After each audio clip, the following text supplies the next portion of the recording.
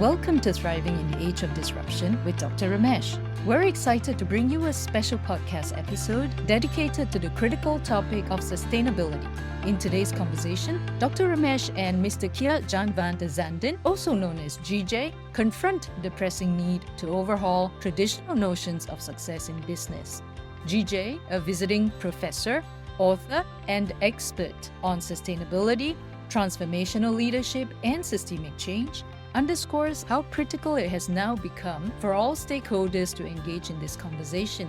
With shallow solutions falling short in addressing the complex systemic challenges our world faces, there is an urgent need for a radical shift in mindset among business leaders to move beyond traditional profit-driven models towards holistic approaches that prioritize socially inclusive and environmentally responsible models of growth. What are the challenges businesses face in navigating sustainability transitions? What is the transformative potential of adopting a regenerative leadership mindset? How can we redefine success in business leadership and forge a more sustainable future together?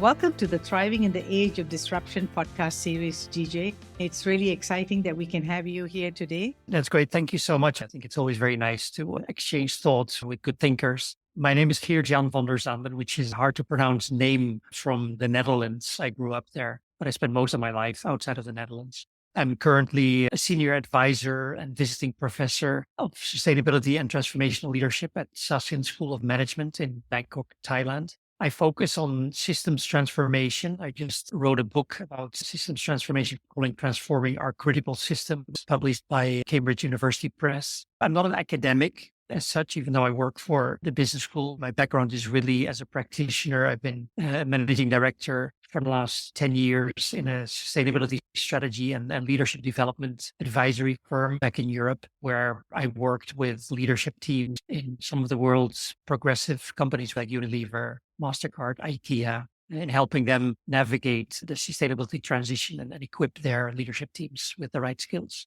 I started in the Netherlands, but I've been away for 30 years. I lived in 10 different countries in those years. So as a result of that, I'm a big fan of diversity, human diversity, as well as biodiversity. So I also love to hike and dive and be part of nature. Lovely. Thank you for the very comprehensive introduction from both your career perspective as well as your personal interests. I thought we'll just dive in and talk about sustainability transitions, because you mentioned that you'd worked with some of the leading companies in the world in supporting them to do that transition into sustainability. And when you work on those projects, what are the key challenges usually to even get started? Yeah, that's a really good question. Sustainability is something that cannot get around, right? There's no alternative. We have to reinvent the ways in which we produce and consume and transport things, because we're going beyond what the earth can support us in. And also increasingly, we're eroding the social fabric more. Some people getting very rich, other people staying poor. Income inequality is also becoming an issue. We need to reinvent our models. And that is really the whole thinking behind the sustainability movement. And as I said, it's not an option. It's something that we have to do. Climate change is coming, but it's not only climate change. It's also resource scarcity. There's water scarcity in different parts of the planet, and that is getting worse. I work mostly with companies. They need to start thinking how they can contribute to making that transition, to helping the world move to these new models. There are certain pathways that you can take as a company. Companies are looking at how they can move to net zero, for instance, when it comes to carbon emissions. The whole net zero concept also applies to other aspects. You could also look at how can I be net zero in water, for instance, or how can I be net zero in other types of resource use. But what many companies are not seeing yet is that the sustainability transition is also a strategic opportunity.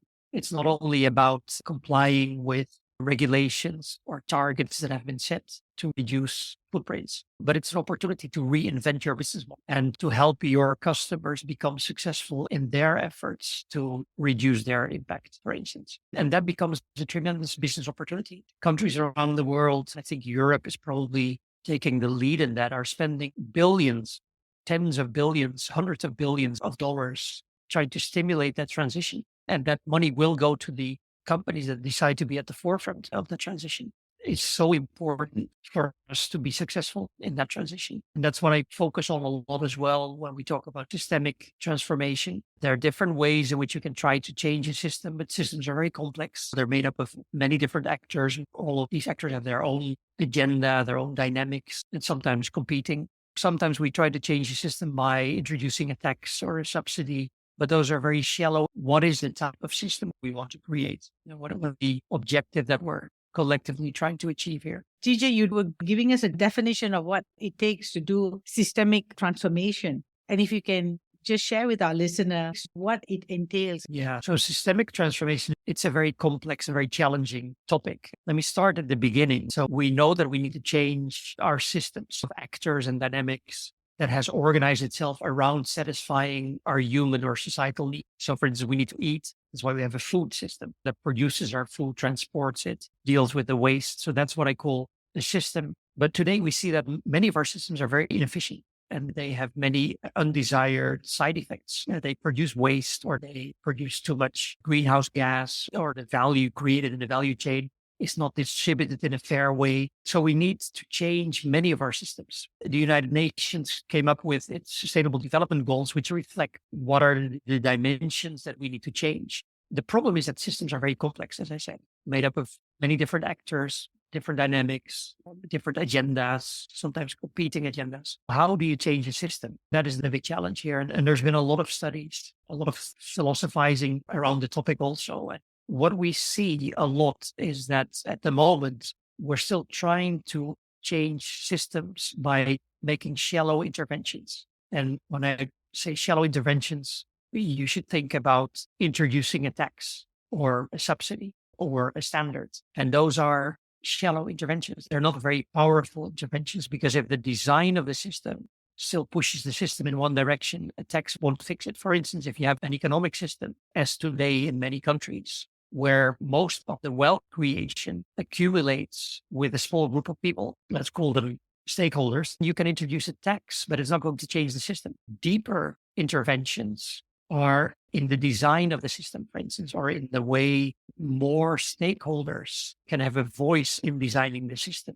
That is a more powerful way to reorganize the system. And the most powerful way to reorganize the system is intervening at the level of mindset and paradigms. So if we can change the mindset through which a system was designed, and if we can change the objectives for which the system was designed, you're going to end up with a much better system than when you're only tweaking some taxes or some subsidies. So systemic change is a really complex issue, because changing mindsets is not easy. That's right. It's easy to introduce a tax. It's very difficult to change mindsets, but we need to start looking at that. Clearly, just changing taxes and subsidies, as we are doing now, setting targets, is not getting us there. We have the SDGs. We've been working on them since 2015. We set targets for 2030. We have 17 SDGs with 160 something targets under those 17 SDGs. We're almost missing all of those targets. We're vastly off track for reaching most of those targets. I think only 15% of these targets are on track.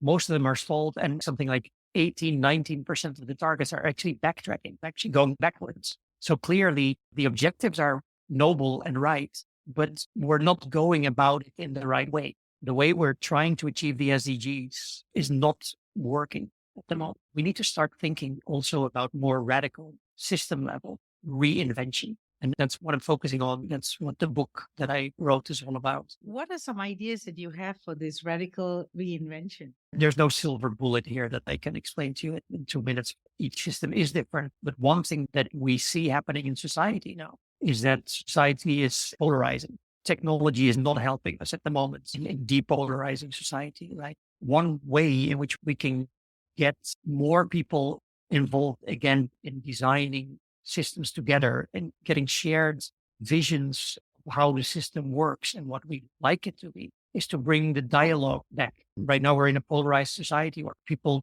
only talk to people that agree with them, and they think that people that don't agree with them are really wrong. And that's a fault in the way we're dealing with each other right now. So building platforms, constructive dialogue is one of the starting points for us to start building shared understanding, because the problems are common problems. The problem in the food system or climate change, it's not a problem only for Democrats or only for Republicans. It's everyone's goal. So we need to start building shared understanding and shared vision. And then we can start identifying where in the system it makes sense to intervene. At the moment, we're going in a different direction. We're not listening to each other. This is a very basic first step that we need to consider. It's really great that you have shared something which is valuable for everyone. And it's also very close to my heart because I run a small boutique consultancy and we do corporate culture change work, and we work mainly with family-owned businesses. In some ways, when the family is visionary enough, you get that tipping point where they can move the entire system. And of course, most times it is harder to work with them because they are very much adverse to change or rocking the boat. About 3 years ago, we started working with a family in Vietnam in the ceramic tiles manufacturing business. And as a result of creating a 30-year vision for the family, when they started to look at different scenarios, they were imagining a world where man may not be a man anymore, but it might be a machine. Right? Because we're living in this moment where technology is really overtaking a lot of our lives. And so if that's the future, then really making more money doesn't make any difference.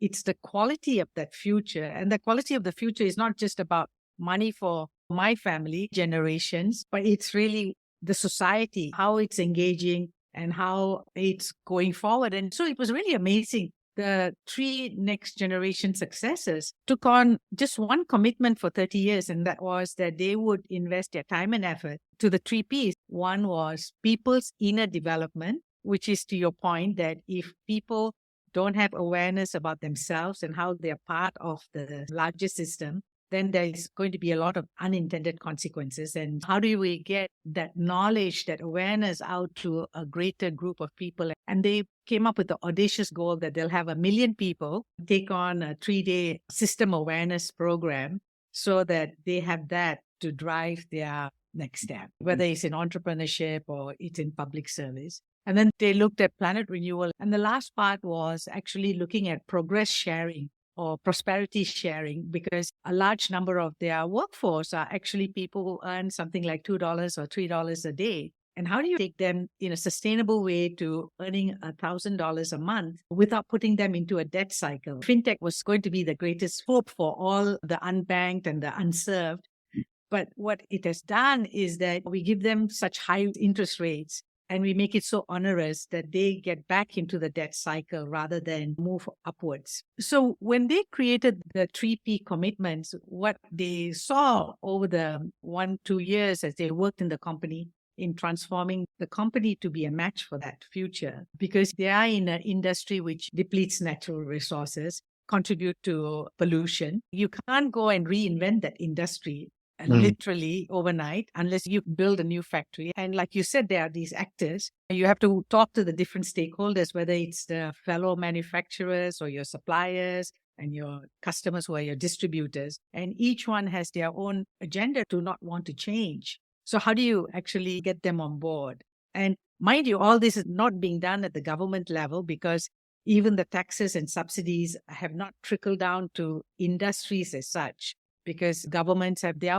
priorities and they're focusing on different things. We thought it was really brave of the family. And then they saw that, okay, maybe we need to create a parallel organization, because when a system has been built in a particular way, you can't really make much of a change unless you have a parallel organization. So they created like a NGO kind of a structure where these 3 commitments could be actually furthered by the work of this new organization.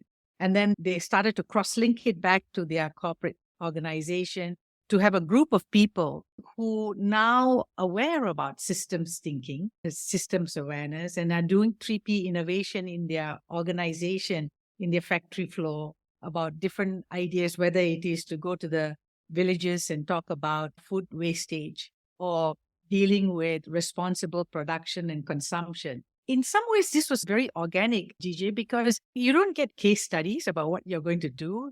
You're out there literally making up the rules and just checking out whether it works or not. And is that what the journey is all about for the early adopters? Because the early adopters would have to test and prototype. Yes, we all need to go through that learning, but we can learn a lot from other people or other companies experience is what you said, that family companies are often hesitant to change, which might be the case in some cases. But there's also a very nice aspect of family companies is that they tend to have a long, view into the future. They don't need to report profits every 3 months. So they can take a look, and they've been around for generations. And so they can think in terms of generations rather than in reporting cycles. That actually makes family-owned companies very interesting to work with. I love the work that you do where you help companies to develop their vision. I think doing that work as a company, engaging a large amount of people in your company to jointly develop a purpose and translate that into a vision of what type of world would you like to create?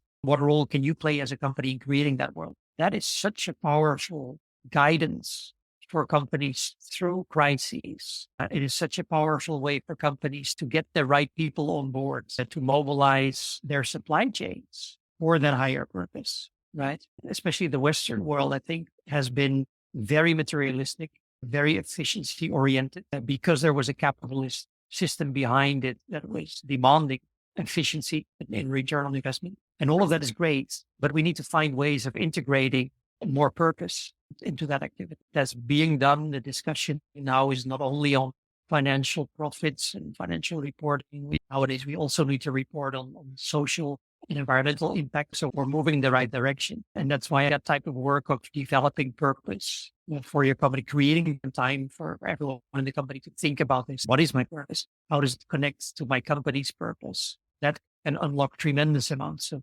innovation and energy. How can companies get access to case studies and methodology? Your book probably shares some of it. And if they're not the Fortune 500 companies and they have limited resources, how can they get access? As you say, in my book, I try to give the high level idea of the journey that companies need to consider. It's really at two levels. One is what I call a compliance level. So regulations are changing because countries have made commitments, especially on greenhouse gases, but more and more also on biodiversity or other issues. So as a company, you need to be aware of what those commitments are. You need to do your materiality analysis so that you know what's important for you as a business, what is important to your stakeholders, and that helps you prioritize where you're going to focus your societal impact efforts. So this is quite a big compliance work stream. It's fairly straightforward. What is important to you and your stakeholders? How am I performing at the moment on those dimensions? So you need to do some accounting and reporting. And then you need to devise the strategy. If you say we need to improve our water footprint or we need to improve our waste footprint or our greenhouse gas emissions, then you devise a strategy around that. The other pillar of sustainability transition is more complex, but also more powerful.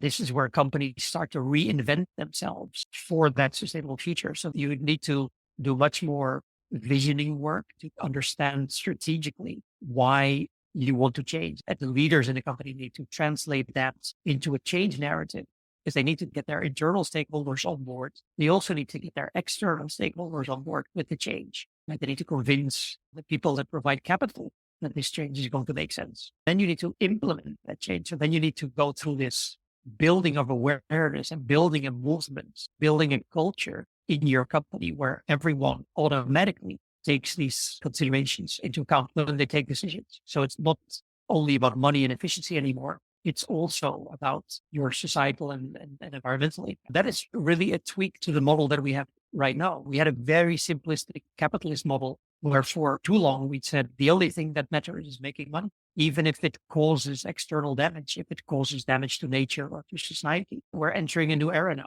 So it's still about how can we be as efficient as possible, but we need to be economically sustainable. Yeah, you won't be around for long if you don't make money. So you have to make sure that you are economically sustainable, but you also have to make sure that you clean up any mess that you create environmentally. Nowadays, they call it regenerative leadership. So we have actually eroded nature and society so much that it's starting to cost us money. And we have eroded nature's ability to provide us with clean air or clean water. So nowadays, actually, we need to help nature recover its ability to give us natural services. They call it regenerative leadership. And that's how we can create a better world. What comes to mind now is a possible pushback from the stakeholders, including employees, because in any change effort, you will have promoters and you will have opposers. How do you think we can deal with opposers effectively so that they don't derail that change? That's a really good question. Of course, the first thing is to really try to understand the cultures, which doesn't always happen. This goes back to my story before, where I said we're not always going about systemic change in the right way. Sometimes it is invented somewhere at the top, and then we identify a number of KPIs or targets. We put a couple of incentives in there, and then we hope it's going to happen. That's not enough. You will need your targets and your incentives, but you need to bring people on board. That onboarding process, which is much more of a psychological and cultural process. And it's about making sure that all the stakeholders are heard and that they can contribute to the design of that new system that you're trying to achieve. Maybe you recognize, again, there are these three different levels of where you can intervene in a system. You can either set targets and incentives and a tax or a subsidy, or you can involve stakeholders in that dialogue to jointly figure out what is important, how the system should be designed. And even better is if you can help everyone develop the understanding and the mindset and buy into the new paradigms that underlie the creation of the new system. So there are these three different levels of how you can go about creating a new system. So when you talk about opponents, don't impose things on stakeholders. Now, we live in a world where people are too connected and too opinionated and often too well informed to get stuff imposed on them. Engage them, and ideally engage them in the design. Listen to them, try to reflect the input that you get into the design of your new system, and engage them in building that joint vision and the mindset. What we need is a shift in mindset where we don't only care about money anymore, where we recognize that it's fine to make money, but don't ask society or nature to clean up your mess, to deal with the expenses of your focus on money. Also, make sure you create or you at least maintain value for nature and society. That is the shift in mindset. And I think most people agree with that, but they've just been trained for decades to just be as efficient as possible in making money. And that's just a story that they were told when they were in business school in the 1970s. That's what they were being told. We need to start telling people a different story. That's true. And what is Zanden doing as a business school to change that paradigm of thinking so that you can have future leaders who can be more sustainable? We try to work on that in a very deliberate way. First of all, we have all of our core curriculum, the finance courses, marketing courses, etc., where we're working with all the existing faculty to really try to optimize the sustainability, impact-oriented content in their courses. We still have finance courses, we still have marketing courses, but we make sure that we bring in the sustainability and impact discussion into those courses. And then also we deliberately work on developing the right mindset in the students. We have a 9-credit course, which is the equivalent of 3 normal university courses in a module that we call Skills and Values for Mindful Leaders, in a very playful way, also very practical way. All of our students need to go through that course before they can start their MBA or their EMBA. And this is where we help students think about their purpose, and we help students understand how they should think about systems, how they can engage stakeholders to understand stakeholders better and to work with stakeholders. It's equipping them with the basic tool and the basic way of thinking for them to start creating positive societal impact. You can't do that in just a few weeks. This is a 7-week module, but it puts people on the right track. So we ask them to identify which societal or environmental aspect they care about most and they would like to impact during their time at Zanden and afterwards. And that often becomes like the red thread in the way they choose their courses. And our MBA is very action oriented. So we have lots of practical projects where students need to work with companies to do consulting projects, for instance. Then often they take that societal issue that they are passionate about as a guidance in choosing which company and which challenge they will work on. As they work on these practical projects, they build their knowledge, they build their understanding, and they apply it in a very practical way. We try to develop that mindset. We try to help people think about their purpose. Then we give them the practical tools and the practical opportunities. I think it's so inspiring that someone can go and do an MBA and get exposed to this whole aspect of who am I? And then to be able to contribute from that discovery of who am I as a purpose and do meaningful work for the rest of our lives. I'll have to tell my daughter about the program. So maybe she can go and do that. I've worked in business for most of my life, and it's really exciting to now be working with the future generation of leaders.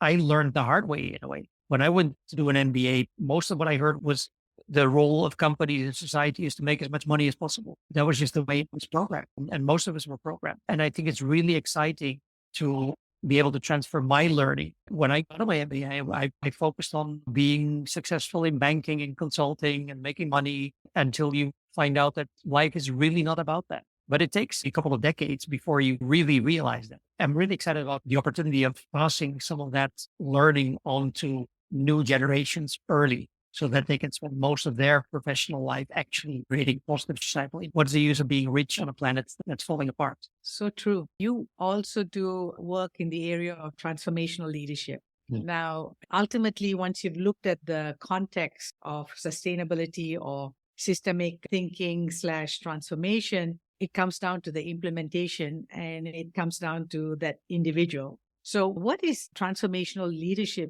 and how distinct is that from the regular business as usual kind of leadership? We spoke about changing our system because we create a much better world than we have today. It'll never be perfect.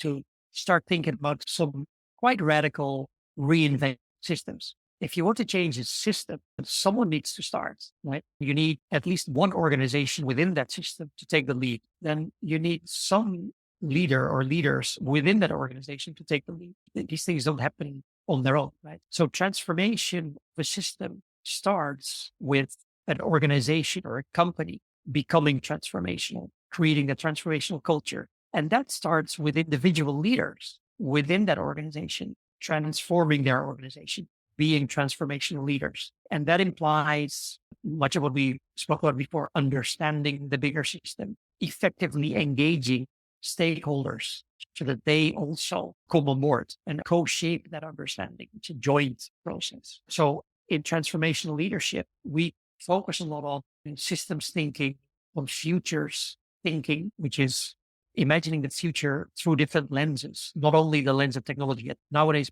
people think that technology is going to be the solution to everything. And when you ask someone to imagine the future, they will come with a technological story. What about values in the future? What about the balance between nature and society in the future? And there are many different dimensions in which we can imagine a future. And you can only start creating a future if you imagine it first, right? We also work on that, helping people imagine a future that is not only one dimension technology. The different scenarios. So different scenarios, different lenses. And then once you get into implementation, you need to start thinking of, okay, if I want to create this future that we imagine, you can't do that alone. This is by definition a collaborative process. If you want to become good at collaboration, you need to build those skills. And part of that is deeply understanding the stakeholders that you're dealing with, building your change narratives in such a way that your stakeholders totally are with you. And these are very specific things that you can teach people. There are tools that you can teach to do systems mapping, to do your stakeholder mapping, to build more tailored narratives for different stakeholders. There are tools to do scenario planning or futures ideation. We teach people radical agility, right? How can you target radical change in a way that you're agile, but the radical change objective is always there. Our objective is when people walk out of the door here, that they are well versed with these tools, that they have a toolbox that's full of useful tools they're comfortable with and they can start applying. I think it's really powerful how you've described it. We think that we have to copy someone's style or look at that person's personality, or maybe they went to this particular university. But what you have decoded for us is that transformational leadership is all about being almost like a meta system leader, whereby you're able to bring your sense making of what's happening as an awareness. And then you are also clear about what's happening around you with your stakeholders. You're able to engage them, to include them, and then at some point to align so that people can get together and to move forward. And at all points, you are providing that leadership, not just for yourself, because you've got your own frames and you've got your own perspectives that you have to be willing to let go of in order to be able to engage with others. But what's powerful about all this is that these are really tool sets, like you said, that someone can equip themselves and can get really competent to use them. And all they probably need is a deep commitment and maybe an awareness that we are all in this shared journey together. And if we have that level of empathy or compassion, then all we need to now do is to just learn these tools and we'll become this great meta system leader. Probably the most important part that I would encourage everyone to stop and think about for some time is developing your personal purpose. That is so powerful.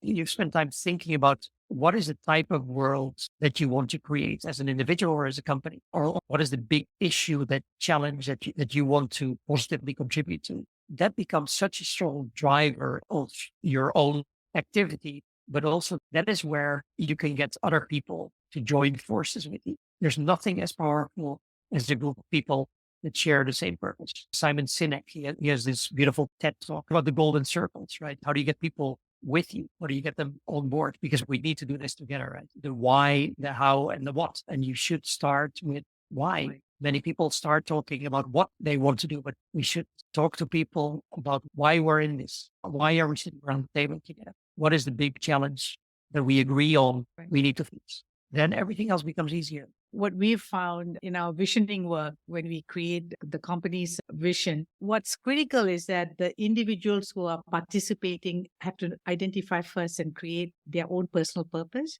Because if they don't get what's in it for me, as in who am I and what's my purpose, they can't align to that shared common vision that you're trying to create. And so it goes hand in hand, and it becomes really powerful when people understand that. And like you said, why is a very important piece to fulfill. At the end of the day, we're all in the same boat. We're all living on the same planet, and we're responsible for that one planet. So if we mess up society or if we mess up the planet, we all lose. That's true. I've enjoyed this insightful discussion with you today, GJ. I'm looking forward to meeting up with you when I make my next trip to Thailand, Bangkok.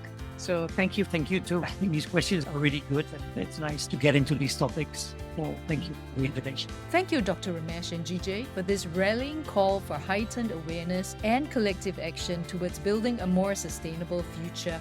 This topic of sustainability is not just important, but urgent for every one of us to invest in driving real impact on both societal and environmental fronts. Whether you're an aspiring entrepreneur or investor, looking for inspiration to overcome the challenges in your life, or simply curious about the stories that shape the change makers of our world, this podcast series is your gateway to a world of insight and inspiration. Be sure to subscribe to the Thriving in the Age of Disruption podcast, or follow Dr. Ramesh on LinkedIn and other social media so you too become a part of Dr. Ramesh's Thriving Network.